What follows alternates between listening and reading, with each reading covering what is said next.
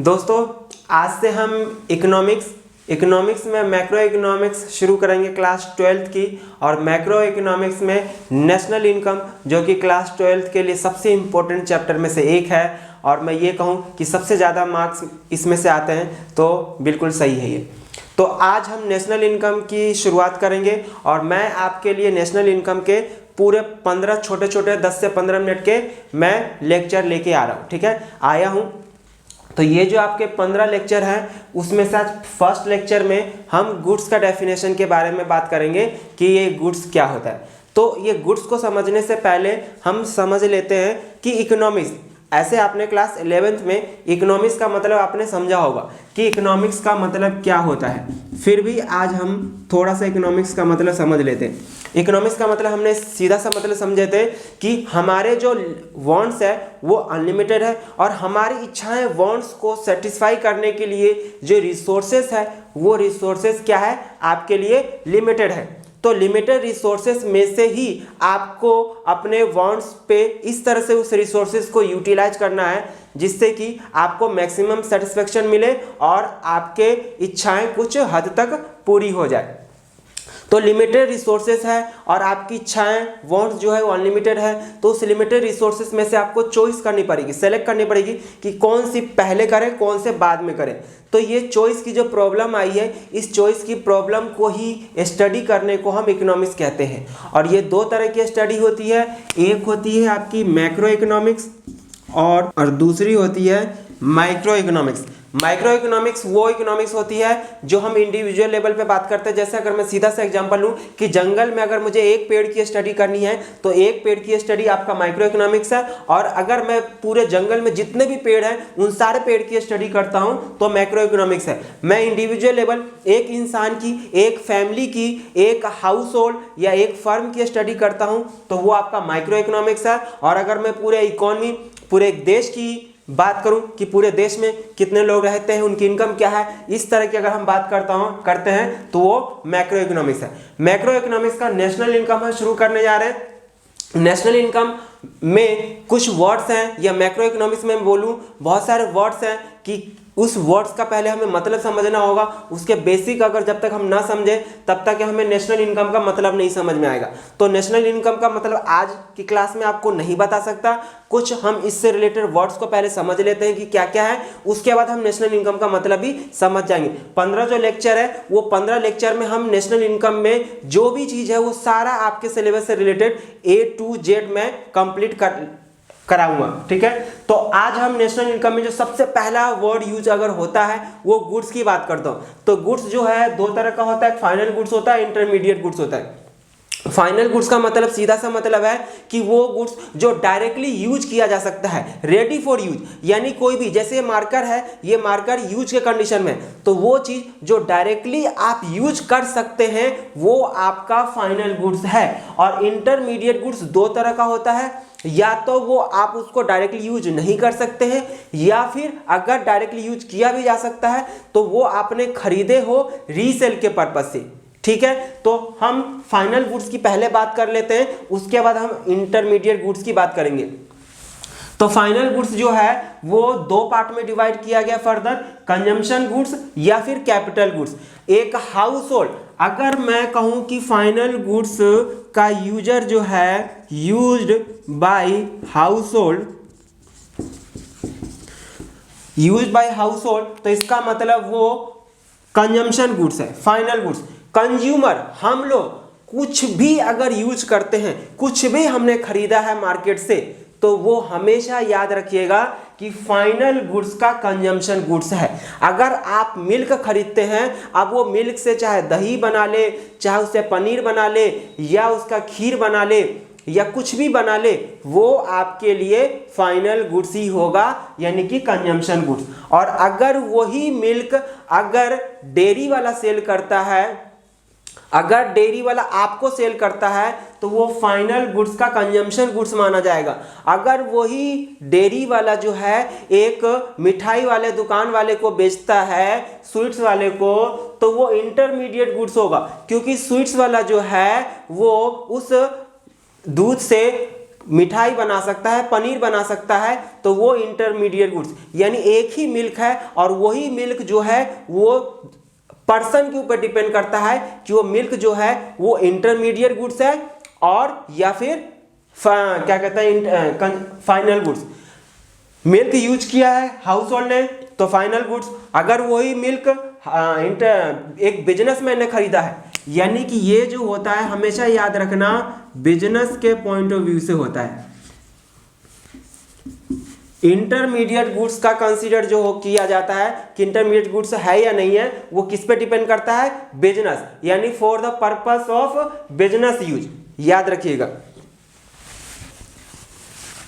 चलिए और छोटा सा एक दो और एग्जांपल लेते हैं। हम कार की एग्जांपल लेते हैं। कार की अगर मैं बात करूं तो कार का मैं एग्जांपल लेता हूं तो कार जो है इंटरमीडिएट गुड्स भी हो सकता है, फाइनल गुड्स भी हो सकता है, और फाइनल गुड्स का कैपिटल गुड्स भी हो सकता है और कंजम्पशन गुड्स भी हो सकता है। तो मैं एक एग्जांपल लेता हूं और वो है एग्जांपल कार की। अगर वो कार जो है यूज किया जाता है एक हाउस होल्ड द्वारा तो वो कार जो है वो फाइनल गुड्स का कंजम्पशन गुड्स कहलाएगा। अगर वही कार जो है एक बिजनेसमैन खरीदता है अपने बिजनेस में यूज करने के पर्पज से, जैसे कोई टैक्सी का बिजनेस करता है तो टैक्सी का बिजनेस यानी कि यूज करने, ऐसा कोई भी जो रेडी फॉर यूज है यानी कि यूज के कंडीशन में है, अगर वो बिजनेसमैन खरीदता है अपने बिजनेस में यूज करने के पर्पज से तो वो आपका कैपिटल गुड्स होगा। तो कार हाउस होल्ड खरीदा तो वो आपका हो गया कंजम्पशन गुड्स, फाइनल गुड्स का कंजम्पशन गुड्स। अगर वही कार खरीदता है एक बिजनेसमैन यूज्ड इन बिजनेस में यूज करने के पर्पज से खरीदता है तो इसका मतलब वो आपका फाइनल गुड्स का कैपिटल गुड्स कहलाएगा। और इंटरमीडिएट गुड्स, अगर वही कार जो है किसी ने खरीदा है बेचने के पर्पज से तो वो आपका इंटरमीडिएट गुड्स कहलाएगा।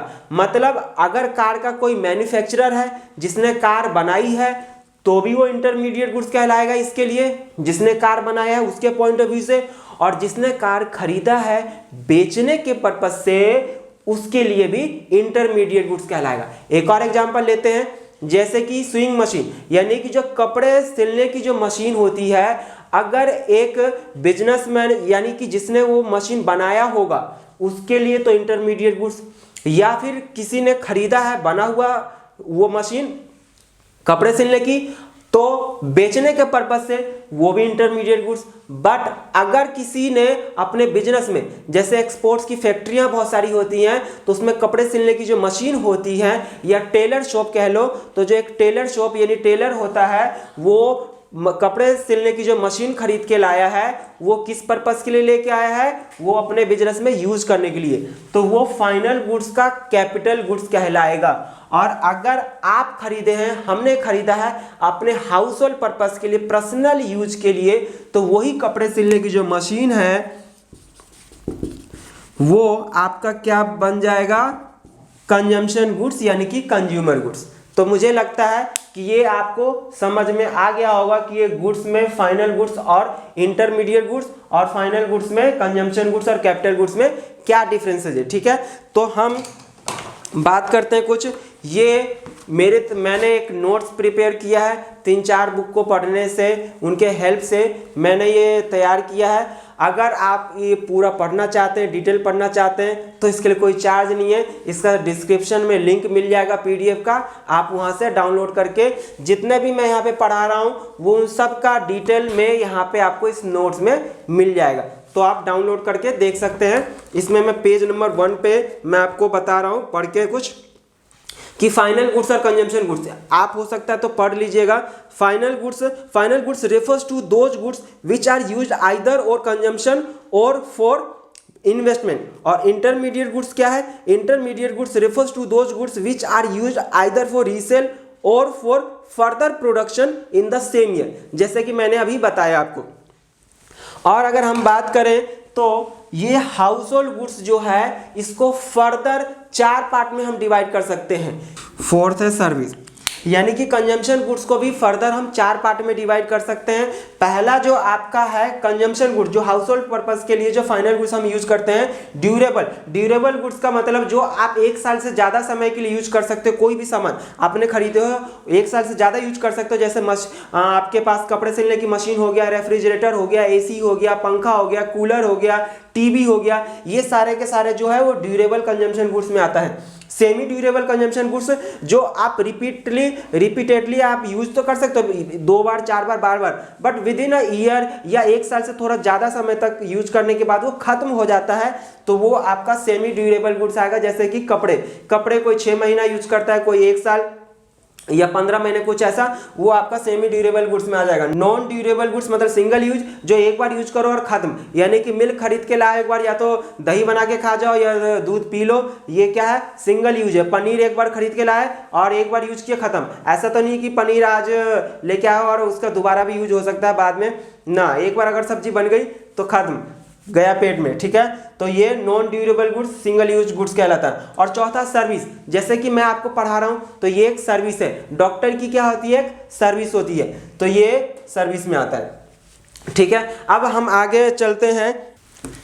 हाँ जी, इसमें और एक सवाल, all machines are not capital goods, यानी कि जितने भी मशीन है वो कैपिटल गुड्स नहीं है। अभी मैंने इससे पहले एग्जांपल दे दिया था कि जैसे कपड़े सिलने की जो मशीन है, सीइंग मशीन जो होती है, वो अगर हाउस होल्ड यूज करता है तो वो उसके लिए कंजम्पशन गुड्स है। कंजम्पशन गुड्स में ड्यूरेबल कंजम्पशन गुड्स में कहलाएगा। और अगर वही एक बिजनेसमैन यानी कि एक टेलर शॉप, एक टेलर अगर यूज करता है वही कपड़े सिलने की मशीन, तो वो उसके लिए जो है वो एक मशीन यानी कि कैपिटल गुड्स का काम करता है। तो इसलिए all machines are not capital goods, सारे के सारे मशीन जो है कैपिटल गुड्स नहीं है। डिपेंड करता है उसका यूजर कौन है। अगर उसका यूजर एक बिजनेसमैन है तो वो उसके लिए कैपिटल गुड्स कहलाएगा। अगर उसका यूजर एक कंज्यूमर है, एक हाउस होल्ड है, तो वो उसके लिए कंजम्पशन गुड्स का ड्यूरेबल कंजम्पशन गुड्स। ओके, अगला है all capital goods are producer goods but all producer goods are not capital goods,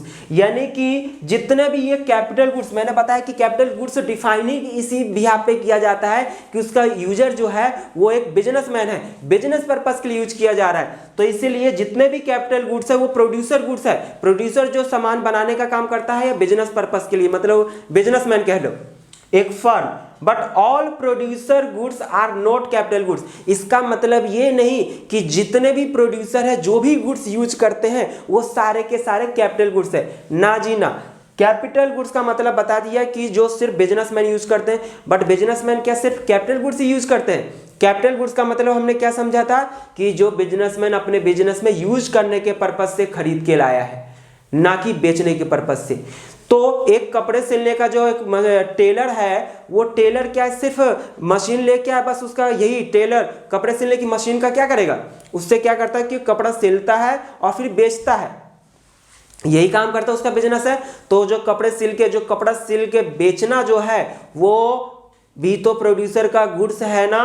तो इसीलिए बोला जाता है कि all capital goods are producer goods but all producer goods are not capital goods. एक और एग्जांपल समझ लेते हैं, जैसे कि एक कारपेंटर है, तो एक कारपेंटर है, एक लकड़ी खरीद के लाया है, तो लकड़ी जो है उसके लिए रॉ मटेरियल है यानी कि प्रोड्यूसर गुड्स है। अब उस लकड़ी से उसने फर्नीचर में कन्वर्ट कर दिया, तो लकड़ी जो था उसके लिए वो प्रोड्यूसर गुड्स है, प्रोड्यूसर जो भी यूज करे प्रोड्यूसर गुड्स है। बट उस लकड़ी से जो फर्नीचर में कन्वर्ट करने के लिए जो मशीन का यूज किया है वो मशीन कैपिटल गुड्स है। तो इसका मतलब कैपिटल गुड्स जो है प्रोड्यूसर गुड्स होता है, बट सारे के सारे प्रोड्यूसर गुड्स जो है वो कैपिटल गुड्स नहीं है, क्योंकि लकड़ी जो है यहाँ पे वो आपका कैपिटल गुड्स नहीं है, क्योंकि वो लकड़ी जो है फर्नीचर में कन्वर्ट करके उसको बेच देगा, बिजनेस में यूज करने के लिए वो नहीं लाया है। तो इसका डिटेल जो है मेरे नोट्स में अच्छे से लिखा हुआ है, जो मैंने आपको बताया है वो सब कुछ डिटेल से लिखा हुआ है। एक बार आप पढ़ लेंगे, मेरे ख्याल से सारा डाउट अभी खत्म हो गया होगा, पढ़ लेंगे तो आपका रिवाइज हो जाएगा। तो दोस्तों इसी के साथ आज की मुलाकात हम यहीं समाप्त करते हैं, मिलते हैं अगले लेक्चर में। Thank you so much.